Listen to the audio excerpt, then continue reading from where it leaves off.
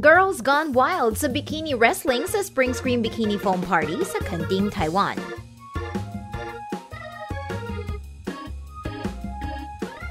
Ito ang popular na 4-day Spring Screen Musical Festival kung saan nagsipuntahan ang 120,000 na tao sa Kenting, Taiwan.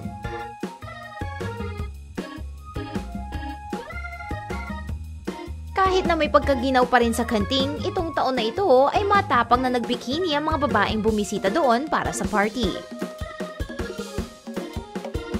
May mga babaeng 4 na taon nang nagpupunta sa event dahil napakasaya daw nito. Para naman sa mga first-timers, natuwa sila sa party at babalik daw sila sa susunod na taon.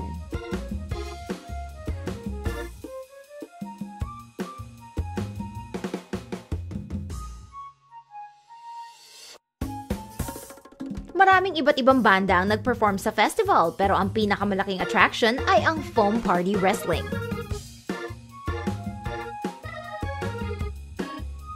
Isang lalaki ang nahubaran sa gitna ng pakikipag-wrestling.